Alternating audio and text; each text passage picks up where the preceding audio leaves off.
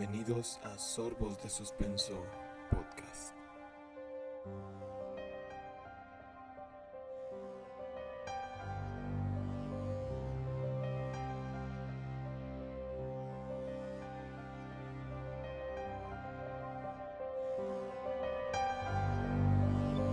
¿Alguna vez de niño te dijeron que, de portarte mal, un hombre malvado o un monstruo cruel podría venir por ti? Seguro te asustaste mucho en su momento, pero al crecer, entendiste que solo era una treta de tus padres para asegurarse que fueras un buen niño y no hicieras travesuras. Lamentablemente no eran solo cuentos inventados, pues varios personajes a lo largo de la historia se han encargado de darle vida a este personaje, convirtiendo a las pesadillas de cientos de niños en realidad. Escuchas, vayan a llenar su taza con café y den junto a nosotros unos sorbos de suspenso mientras hablamos de Juan Díaz de Garayo, el Sacamantecas.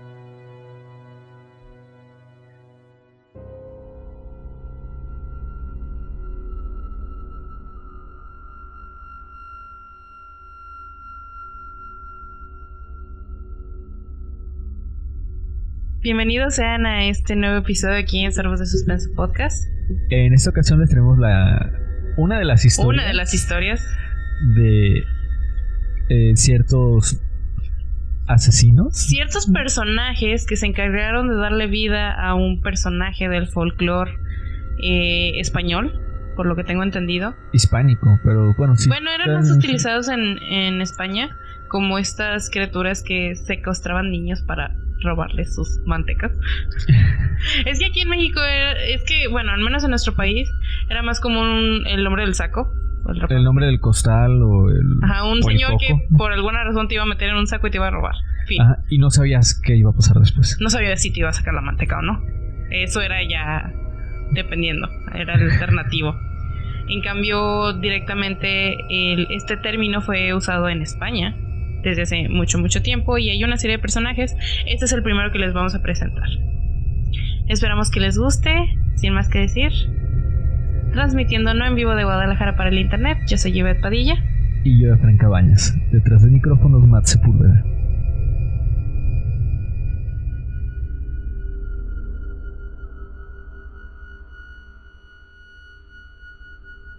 El Sacamantecas es un personaje del folclore hispánico. Se le suele representar como un hombre que mata, principalmente mujeres y niños, para extraerles las mantecas, es decir, la grasa corporal, generalmente para hacer ungüentos curativos o jabones. Este personaje es caracterizado como un asustador de niños y se utiliza como argumento para asustarlos y obligarlos a que regresen a casa a una hora temprana y tengan cuidado con los extraños. Es similar al hombre del saco y al coco. Su origen se remonta a al menos la Edad Media. Durante siglos se pensó que la grasa corporal, sobre todo de personas jóvenes y sanas, tenía propiedades curativas y que determinadas personas eran capaces de usar. De ahí surgió la leyenda del personaje, normalmente un vendedor ambulante que asesina a niños o mujeres para obtenerla. El término se popularizó de nuevo durante el siglo XIX y comienzos del siglo XX, debido a varios asesinos seriales con similitudes con el personaje. Creo que a estas alturas ya podemos decir que ese es un mito. La grasa corporal de personas jóvenes no cura tus enfermedades. Yo sería una persona muy sana, sí. ¿Qué? Pero pues no. Juan Díaz de Garayo Ruiz, de Argandoña, nació el 9 de julio de 1821 en San Millán, Álava, España, en el siglo XIX. La figura de el Sacamantecas, este despiadado asesino que extrae la grasa de sus víctimas para luego venderla, se hizo muy popular.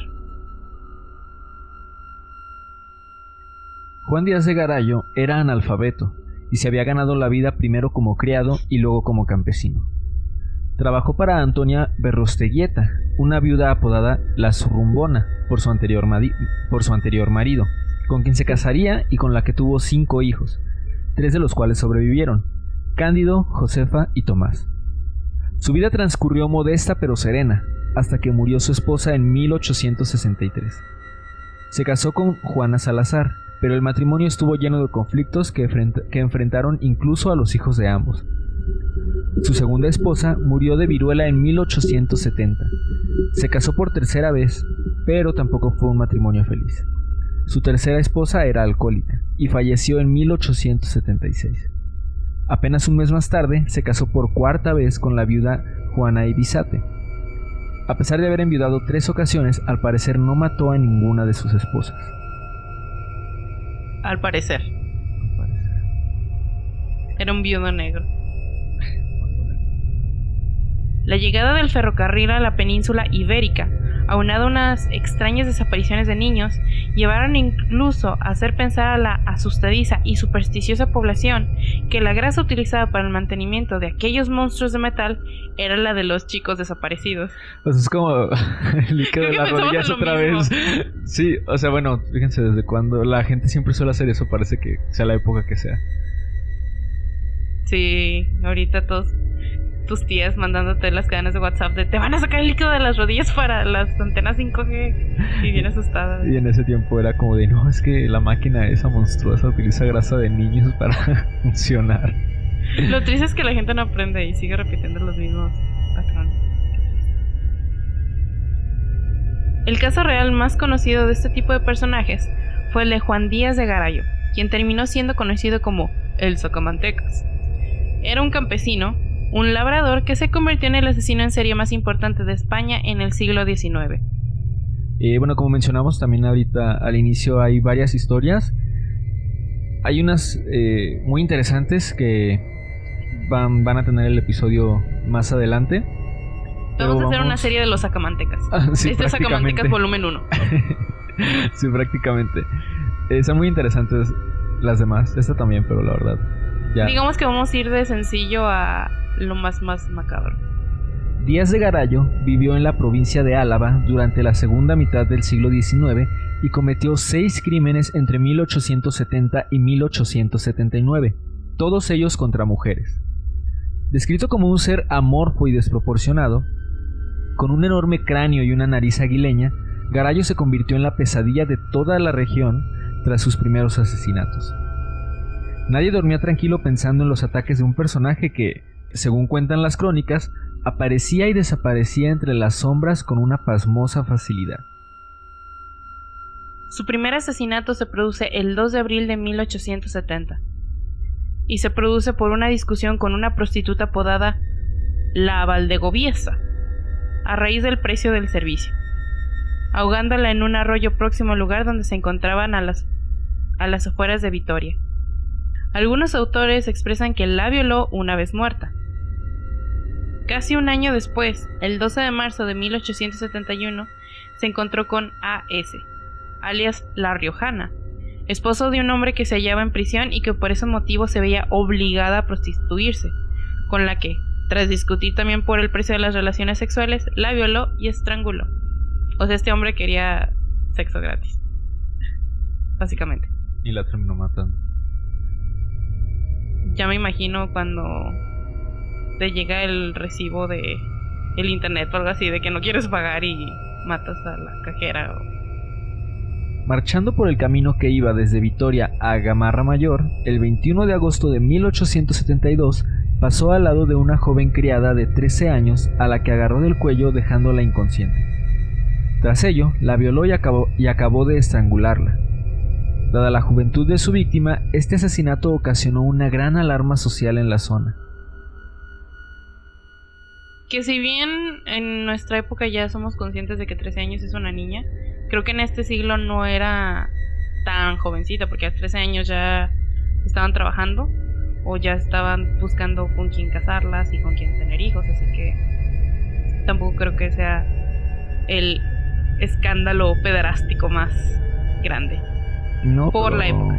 Sí, pero de cualquier forma era joven. Sí era joven, ajá, y pues sí generó pues esta alarma social.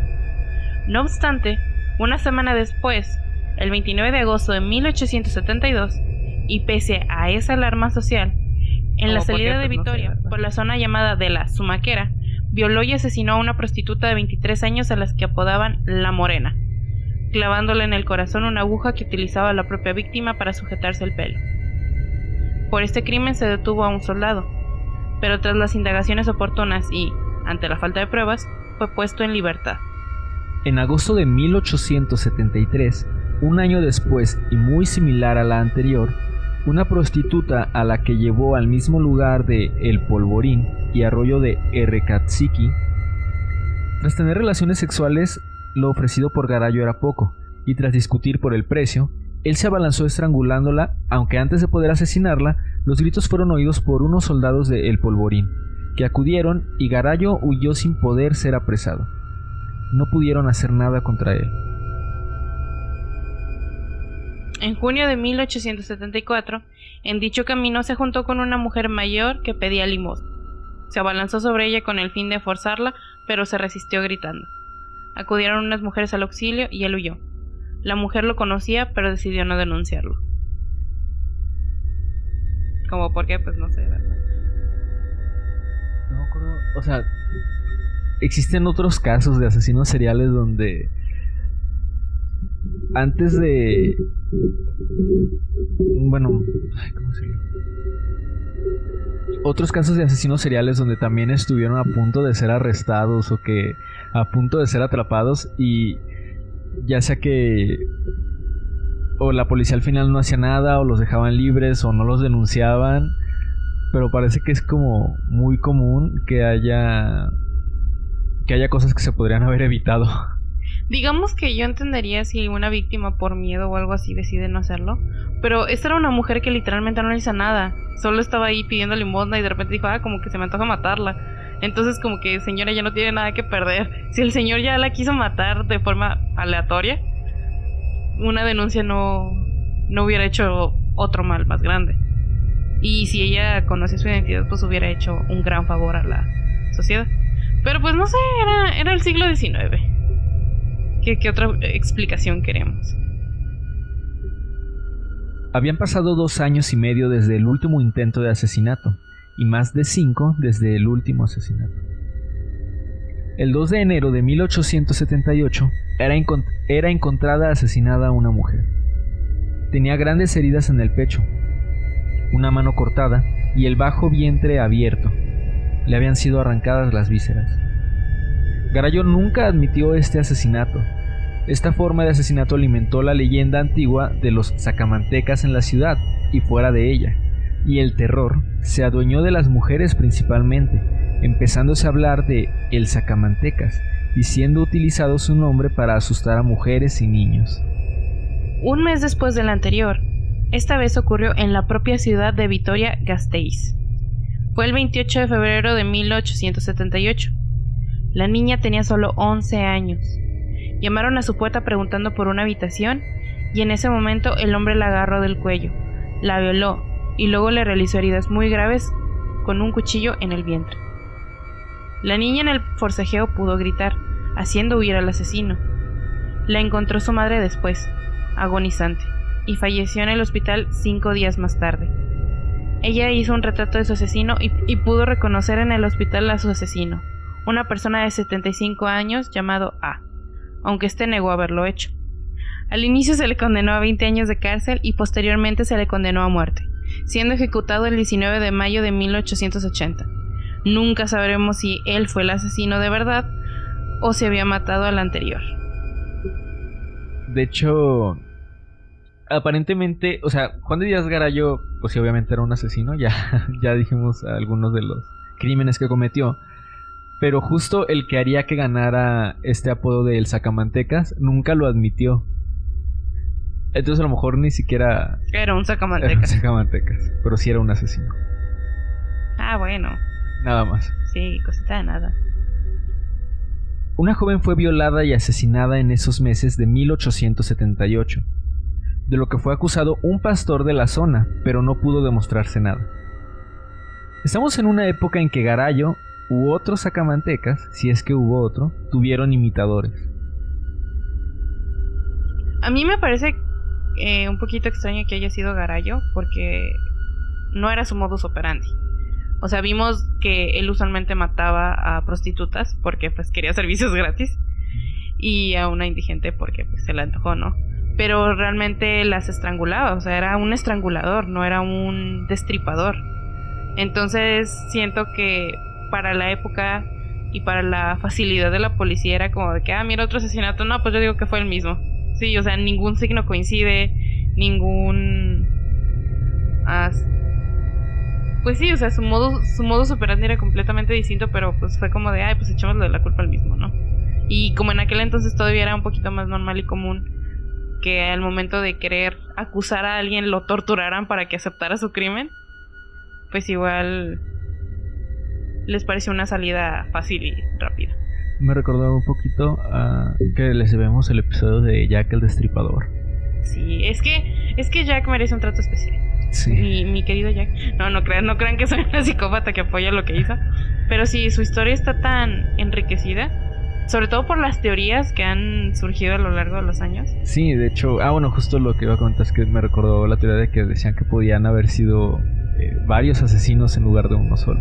Esa es una de las teorías, pero sí, hay muchísimas. Y si bien el episodio solo que con trato especial, a Jack se le respeta. No creo que se nos había olvidado desde que iniciamos el podcast. El 1 de noviembre de 1878, 6 años desde el último asesinato confesado por Garallo, el sacamantecas era ya charla habitual, y Garallo hacía vida normal participando en la ciudad. Garallo fue a un molino a las afueras de Vitoria, pues conocía a la molinera, y entró a su casa charlando con ella. Tras un rato, se abalanzó sobre la mujer tratando de estrangularla. Al caer al suelo, ella logró zafarse y él huyó. Fue denunciado y detenido, condenándole a 2 meses de cárcel, porque justicia, ¿no? Aunque su estancia en la cárcel fue normal y sencilla, y nunca se sospechó de él de otros crímenes. Aquí otra vez ya se pudo haber detenido. Sí, pudo haberse limpiado, haber así detenido. como de, sí, mi único crimen fue intentar estrangular a una mujer y solo me... estoy enojada con el sistema de justicia. Y quién sabe, a lo mejor y para él fue como de, ¿qué puede pasar? Digo, ya me atraparon una vez y... Solo fueron 2 meses. Ajá, solo fueron 2 meses. Qué basura. El 25 de agosto de 1879, Garallo estaba en las afueras, en la carretera de Madrid o Portal de Castilla, donde se encontró con una mendiga... Con una mendiga vieja. donde se encontró con una mendiga con la que empezó a hablar y le ofreció limosna. Más tarde, la agarró tratando de sacarla fuera de la carretera. Forcejearon y ella cayó golpeándose en la cabeza, aunque a pesar de ello pudo darle una patada en la entrepierna y huir hacia Vitoria. Él, recuperado, la siguió de lejos para saber dónde vivía. Con miedo a ser denunciado, Garallo huyó a Vizcaya con la excusa de ir a buscar trabajo, no sin antes convencer a su mujer de que había herido a esa mujer sin querer y que fuera a donde ella a ofrecerle 20 pesetas de indemnización para no ser denunciado por ella. Solo días después, cuando la mujer lo pudo hacer y él se vio libre, él se encaminó hacia Vitoria pasando por Amurrio y Murguía. 20 pesetas son 0.1 euros actualmente. ¿Quién sabe? O sea que eran 2 pesotes mexicanos. ¿Quién sabe? Antes hasta los pesos valían más, así que... Y eso fue hace como 30 años. Entonces estos de 1800, quién sabe. Supongo que era... Bueno, con esto podemos concluir que el hombre estaba casado, tenía una vida relativamente normal cuando no estaba intentando asfixiar viejitas. Asfixiar a mendigas viejas. El 7 de septiembre de 1879, Garallo volvía para Vitoria, pasando por Murguía. Vio a una mujer caminando en la misma dirección a Saiteji, donde trabajaba de criada. La alcanzó y se puso a charlar con ella. En un momento dado la agarró por detrás y la arrastró a un sendero solitario, proponiéndole relaciones sexuales mientras trataba de estrangularla con un pañuelo en el cuello. A lo mejor no fue la mejor elección de palabras lo de proponerle mientras la está estrangulando. Era un caballero, sí, quería tener su consentimiento. Como ella se negó, vaya qué sorpresa, con una navaja la hirió gravemente en el pecho mientras la violaba. Entonces, ¿para qué chingados le pidió permiso? Tras ello, la remató con varios navajazos en el vientre, escondiendo el cadáver y encaminándose hacia Vitoria atravesando los campos. Bueno, de hecho, también en los asesinatos anteriores, aparentemente todo iba como normal al inicio, hasta que no se ponían como de acuerdo con el cobro de los servicios, y es cuando se abalanzaba sobre ellas. O sea, a veces, no sé si era como su pretexto tal vez para empezar a asesinarlas o para hacerles daño. Quizás simplemente era una persona que tenía problemas de control de ira y era la manera en la que él sacaba esa frustración, ¿no? No sabemos nada de su vida, no sabemos si era una persona que sufrió violencia, no sabemos si era una persona que estaba acostumbrada a sacarle a golpes los servicios a las personas. Aparentemente también había leído que los asesinatos los había cometido en los lapsos. En los lapsos en los que no estaba casado. Como que cuando estaba casado, no sé, ahí estaba entretenido, tenía muchas cosas que hacer en su casa, no sé. Tiene alguien a quien violentar en su casa. A lo mejor. Y pues no se mostraron asesinatos durante estos lapsos de tiempo. Aunque pues también se menciona que aparentemente nunca asesinó a sus esposas. Aparentemente, de nuevo. Juan no llegó a entrar en Vitoria. Se quedó durmiendo en un puente cercano y al día siguiente, el 8 de septiembre de 1879, vio a una mujer por el lugar. Salió a su encuentro charlando con ella y le propuso tener relaciones sexuales también. Ella se negó y él se abalanzó sobre ella y con su propio delantal se lo ató al cuello, apretando y dejándola semi-inconsciente. Tras ello, la desnudó para violarla, aunque él, en su relato, dice que no llegó a hacerlo. Y luego, con la misma navaja, la apuñaló en el corazón y el vientre, matándola. Posteriormente, le abrió el vientre de arriba a abajo, sacó las tripas y le extrajo un riñón. Según Garallo, lo hizo para que sospecharan del otro sacamantecas, que no era él, según su relato. Y así no sospecharon. Y aquí podemos ver que si bien uno de sus asesinatos sí coincidía con el otro, lo hizo a propósito, para quitar sospechas. Sí, digo, la verdad, a este punto creo yo que sí se le podría creer, porque pues, o sea, que puede perder después de todos los asesinatos que aceptó que había... Pues sí.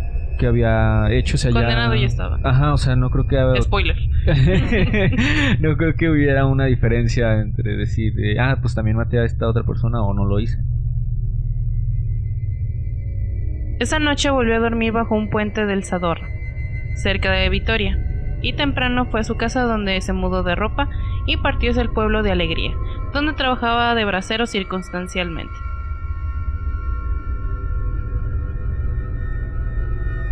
El terror cundió en Vitoria cuando encontraron al día siguiente los dos últimos cadáveres, ambos con heridas graves en el vientre y una de ellas con las tripas de fuera.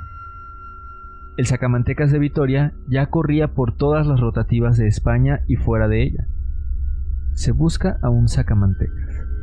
Debido a la psicosis, toda la policía, jueces, alcalde de la prisión, guardia civil, se pusieron al 100% en este caso. El juez encargado de esto fue José Antonio de Parada. Se cuenta, aunque no es cierto, que fue detenido gracias a una niña que se cruzó con él y que no le conocía de nada, quien gritó asustada: ¡Madre, madre, el sacamantecas! En realidad, fue detenido por un perspicaz alguacil de Vitoria llamado Pío Fernández de Pinedo, que le reconoció cuando se cruzó con él por la calle por la descripción que habían hecho las víctimas que habían sobrevivido a su ataque. Honestamente me gusta más la historia de la niña. Es que... o sea, no suena como súper lógico que sea como de, la niña le gritó, sí, deténganlo. Deja de eso, es como de que esa niña va gritando por la calle cada señor feo que ve: mamá, es el sacamantecas. Ya sé. Pero lo que sí es interesante, o sea, la parte por la que creo que a lo mejor podría haber sucedido, aunque no creo que haya sido la causa por la que lo detuvieran, es que sí estaba feo. O sea, la descripción de las crónicas periodísticas dicen que era atlético, de frente estrecha y occipucio plano, con la base del cráneo ancha, color animado, pómulos salientes, facciones fruncidas, ojos pequeños, hundidos, desviados, y uno de ellos torcido con siniestra mirada. Además, las crónicas de la época nos cuentan que era imbécil, egoísta, glotón e indiferente, taciturno y frío, y que nunca tuvo más amigo o amo que el vino. En fin, que con su aspecto, su cráneo, su familia y su azarosa vida, cumplía a la perfección todas las condiciones que lo podrían declarar como un perfecto delincuente. A las 8 de la mañana del 11 de mayo, Díaz de Garay era conducido al patíbulo situado en la cárcel de El Polvorín Viejo y ejecutado después por medio del garrote vil, ante unas 10.000 personas, según escribían. Exagerado, seguramente. Algunos medios de la época, y mientras se repartían romances escritos sobre la vida y muerte de El Sacamantecas. Su siniestra sombra se alarga a la fecha, cuando aún las madres españolas siguen haciendo uso de El Sacamantecas para asustar a sus hijos. Aunque pues este fue asesino más bien como de mujeres, pero bueno. Mujeres, niños. Bueno, podría haber sido otro Sacamantecas. Ya les vamos a contar un Ya par de establecimos que historias hay más. muchos Sacamantecas.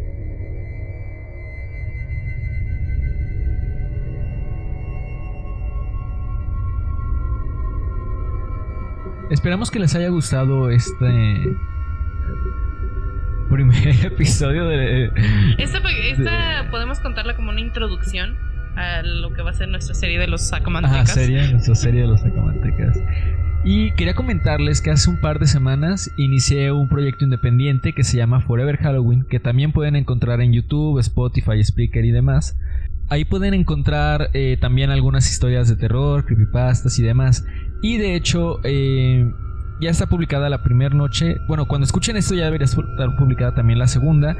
Y ahí voy a hablar precisamente del hombre del saco. Así que se puede complementar con lo de este episodio y con lo de futuros episodios que ya les comentamos que vamos a hablar de algunos otros sacamantecas que tienen también historias. ¿Me estás diciendo que existe un multiverso? Sí, prácticamente. Que también tienen historias muy interesantes. Tenemos otro pequeño anuncio para los usuarios de Google y Android. No sé si ya se han enterado, pero Google está reestructurando muchas de sus aplicaciones y lamentablemente Google Podcast va a cerrar. Así que no sabemos si hay alguien escuchándonos en Google Podcast. Sabemos que no es tal vez la aplicación más popular de todas, pero es una opción que fuera de nuestro poder, fuera de nuestro control, va a ser eliminada. Pero vamos a seguir estando como siempre en YouTube, en Spotify, Spreaker y Apple Podcast. Aprovechamos el momento para mandarle un saludo a Maritza H.A. y a Nerina Quattrini, que son fans de nuestro proyecto. Nos las topamos en el grupo de Señalados en Facebook, porque sí, también somos fans de Señales Podcast, otro gran proyecto que les recomendamos seguir. De hecho nunca lo habíamos comentado, pero precisamente ese podcast fue el que nos dio como la idea, las ganas de hacer nuestro la inspiración. Podcast. Ajá. Entonces, vayan, escúchenlo, la verdad es que... Sí, de casualidad alguien no lo conoce porque... Sí, es que no lo conocen. Son muy grandes, pero son muy buenos. Y jamás me cansaré de decir que su material es muy bueno y que merece ser escuchado.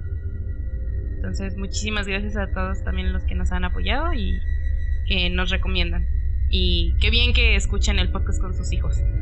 No todos los episodios son recomendados, pero gracias. Como siempre, los alentamos a que nos digan en los comentarios qué opinan, a que nos manden sus historias o sus ideas. Cualquier comentario, sugerencia o donación es completamente bien recibida. Y trataremos de cualquier mensaje que nos llegue respondérselo a la brevedad. En realidad estamos muy agradecidos con todos los que nos siguen. Transmitiendo no en vivo de Guadalajara para el internet, yo soy Ivette Padilla. Y yo, Efraín Cabañas. Detrás de micrófonos, Matt Sepúlveda. Buenas noches.